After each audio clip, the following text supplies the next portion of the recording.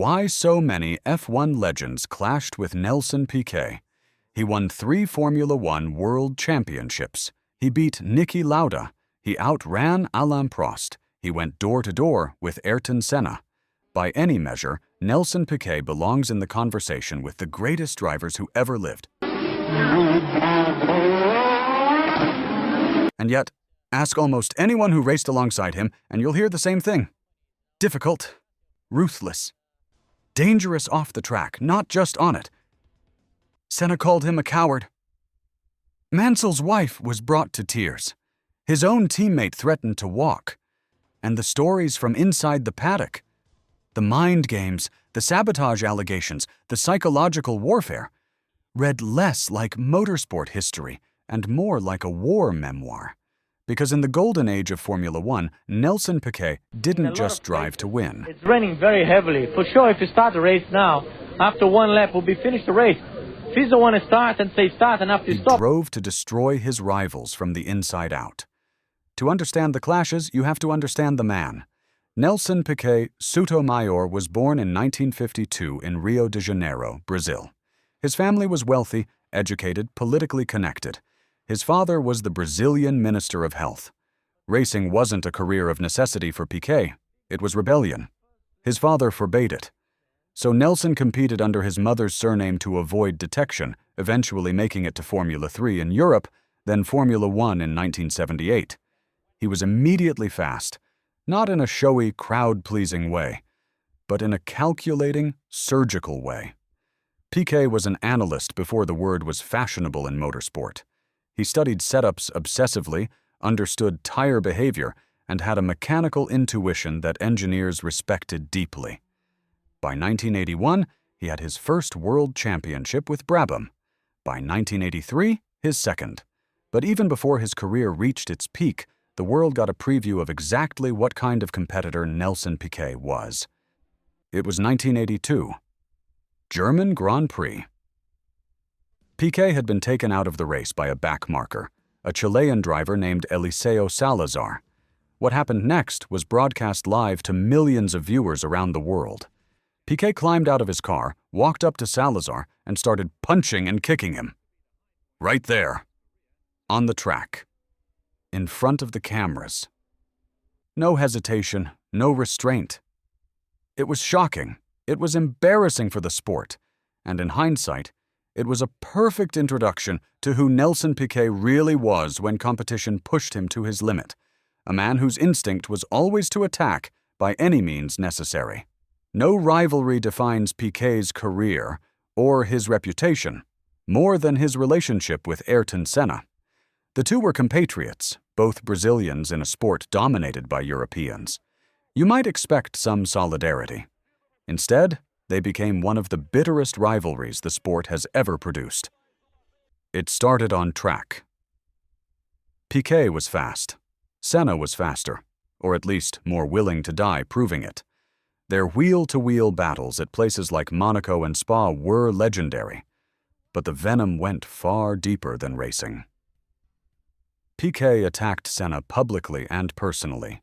He questioned his sexuality, repeatedly and in explicit terms, in press conferences and interviews across multiple countries. This wasn't racing trash talk. It was targeted, personal, and designed to humiliate. Senna's response was cold fury. He called Piquet a man without value. He refused to acknowledge him in paddock interactions, and on track, Senna drove through Piquet's intimidation as if it simply didn't exist. What makes this rivalry so complex is that Piquet's attacks likely came, at least partly, from fear. Senna in 1985 and 1986 was something nobody in the paddock had seen before. Piquet, who had coexisted comfortably at the top of the grid, suddenly had a Brazilian 20 feet behind him who drove like the rules of physics were optional. The psychological warfare was Piquet's way of fighting back. It didn't work, and it cost him his reputation in Brazil for decades. Senna was a national icon, and attacking him made Piquet deeply unpopular in his own country. If the Senna rivalry was a Cold War, the relationship between Piquet and Nigel Mansell at Williams in 1986 and 1987 was a full-scale internal collapse. Williams put two of the fastest drivers in the world in identical machinery. On paper, it was a dream lineup. In practice, it nearly destroyed the team. And it started with something that happened before the war with Mansell even fully began. In 1987, at the San Marino Grand Prix at Imola, the same corner where Ayrton Senna would lose his life 7 years later, Nelson Piquet hit the wall at Tamburello at enormous speed. The crash was violent. He walked away, but the damage wasn't visible. In the aftermath, Piquet privately admitted that the impact had affected him in ways that didn't show up on a medical chart. Permanent insomnia. Altered depth perception. A subtle but real degradation in the razor-sharp physical confidence that had defined his driving for a decade. He knew what that meant. He knew Mansell was already pushing him to his absolute limit. And now, the one thing he'd always been able to rely on, his body, his instincts, his pure speed, was no longer entirely his to command. So he fought the only way he could. Piquet publicly called Mansell's wife ugly.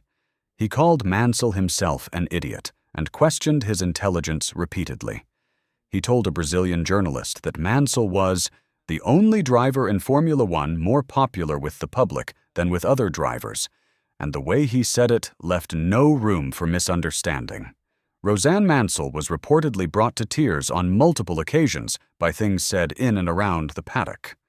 Williams' boss, Frank Williams, was forced to physically and diplomatically manage the two men like a referee between rounds. Team meetings became exercises in barely contained hostility. Data sharing, standard between teammates, became a political battlefield. Piquet accused Mansell of taking his setup work and using it without offering anything useful in return. On track, the 1986 season reached its unforgettable climax at Adelaide. Both Mansell and Piquet had a shot at the championship.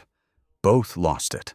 Mansell's tire blew catastrophically at high speed. Piquet pitted unnecessarily on team orders, and Alain Prost, the cooler, smarter operator, walked away with the title while the Williams garage stood in stunned silence. By 1987, Piquet won his third championship, but Mansell pushed him to the very last race. The two barely spoke. When the season ended, so did their partnership.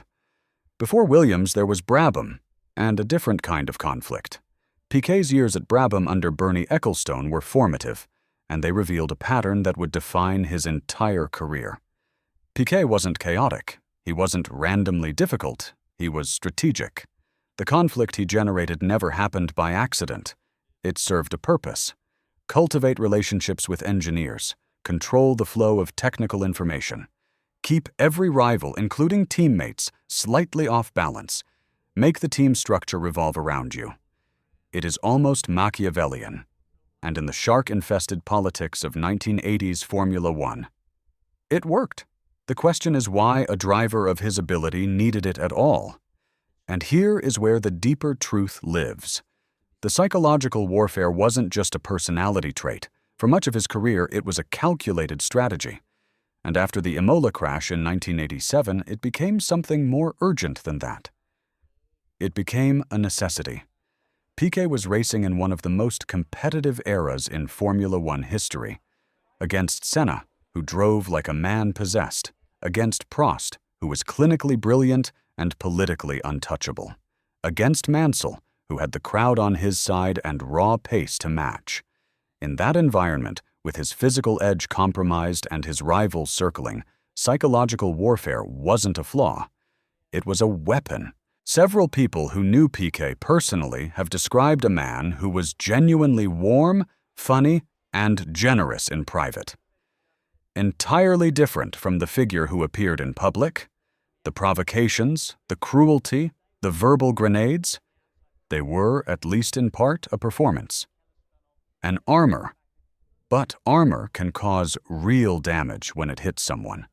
And it's important to say clearly, some of Piquet's attacks, particularly those targeting Senna, were not just competitive posturing. They were malicious. They caused genuine harm.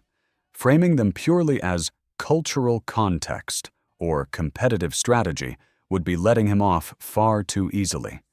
He chose those words deliberately, knowing exactly what they were designed to do. That's not a misunderstanding. That's a choice. History has been complicated with Piquet. The 3 world championships are undeniable. His technical understanding of the car, particularly with turbocharged engines in the early to mid-80s, was ahead of its time. Many engineers who worked with him rank him among the most intelligent drivers they ever dealt with. But the personal controversies have followed him without mercy. In 2022, comments he made about Lewis Hamilton resurfaced publicly. The response from Formula One, the FIA, and teams across the grid was swift and severe. It was a reminder that the instinct to provoke, the willingness to say the unsayable, had never left him. It's possible to hold 2 truths at once. Nelson Piquet was one of the most gifted racing drivers of the 20th century.